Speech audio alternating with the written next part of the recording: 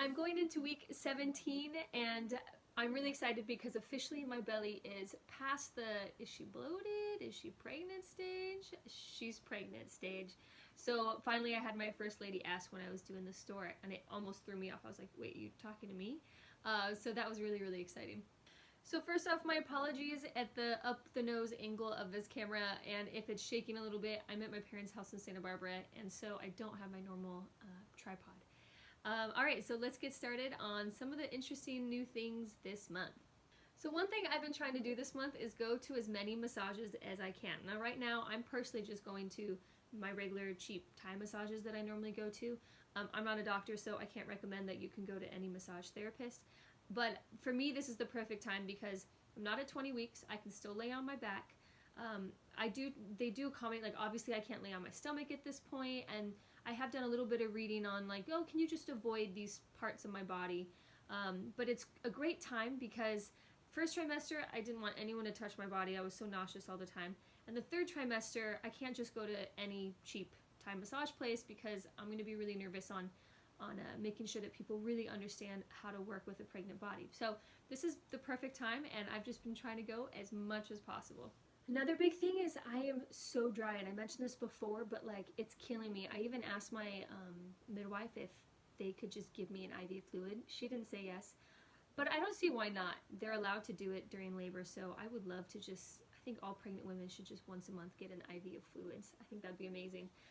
So I'm just so dry, and I feel like she said I'm drinking a good amount of water for the average person, but I feel like I'm not enough. My mouth is dry, I feel dry, my hands some days will just turn super scaly. I've been getting a few bloody noses, so I'm definitely going to try to hustle and even up my water intake more and more and more I can, and I'm kind of giving myself by the third trimester I need to be on point as far as drinking as much water as I can. One of my midwives said that 3 liters a day is recommended. Now one thing I'm actually kind of grateful for but totally sucks is my body will not let me cheat. So I get sugar headaches if I've had not even crazy sugar, just like maybe I've had some dried mango and then a little bit later I had some other sort of natural sugar, but a lot of sugar that I should, and especially if I'm not eating it with my protein, then sure enough I am just out. There was one day I was out for a half a day. It was so bad. Luckily it's not that bad now, but it will definitely give me a headache for about an hour or make me feel kind of sick. And I'm just super sensitive to food in general, so one thing is that my midwife said that you need to be having some sort of protein, and it doesn't need to be a lot, but you need to have some sort of protein every 2 hours to make sure those blood sugar is going. And she's totally right because I feel it if I miss it, or even if I eat a meal without a good source of protein, then I totally screwed myself for a few hours. And speaking of going crazy, my allergies have gone cray cray. So I'm up here in Santa Barbara, and when I am, I love to go thrift store shopping because I just love the clothes here.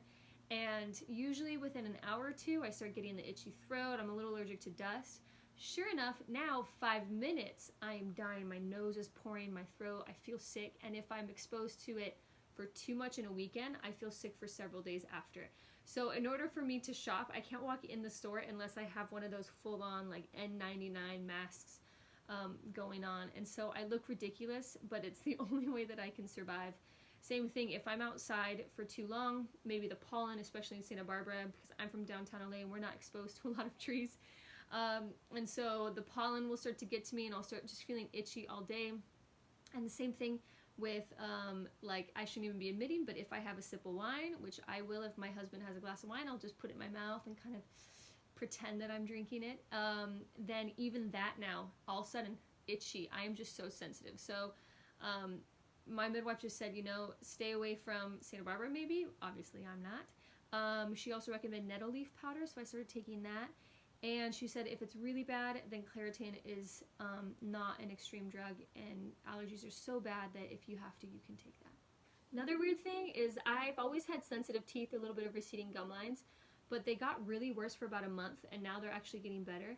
But it wouldn't be in the sense of eating something hot or cold, but it would be more in when I brush my teeth, and I could feel the bristles just hit the nerves as I brush. So brushing my teeth, it was killing me for about a month. Thankfully, it's getting better. And one thing that really sucks, I need to figure this out, is that I've had TMJ, and for about 2 months, maybe more of my pregnancy, I wasn't having TMJ to the point where I stopped wearing my bite block, and I was like, this is amazing. Only problem is, in the process of all of it, I've lost my bite block, and now in the last week, all of a sudden it's coming back. Same thing with also my kind of physical anxiety, where sometimes it'll feel like my nerves kind of get shot and then I just feel really jittery. That went away as well during the TMJ part, and sure enough, in the last week or two, it's coming back, and I can't find my bite block. And so I'm freaking out a little bit because already this week I had to go to a massage for my neck because when I'm sleeping at night, it's just killing me and I'm getting headaches. So either I'm going to be paying for a massage every day, or I need to find that bite block. One thing that maybe is a little weird but not surprising to me is that my ears are getting plugged a lot. Now, my ears have always gotten plugged when I exercise, especially if I haven't for a long time and then I do. Something about the pressure when I do it. And now I've noticed they're getting plugged a lot. Like they're a little bit plugged right now, so my apologies if I'm talking loud. That's one thing I need to ask my midwife. I forgot to ask her in the last appointment, just because it's not unusual for me, but it is kind of weird in general. I just don't want it to be assumed to be connected to any sort of dehydration or whatnot. So I will be checking. I'll let you know if there's anything abnormal about that. I am feeling the baby for a couple weeks now, actually. I've been feeling the baby inside, but not until, I think only once so far, I've been able to actually be like, whoa, on the outside, I felt a kick.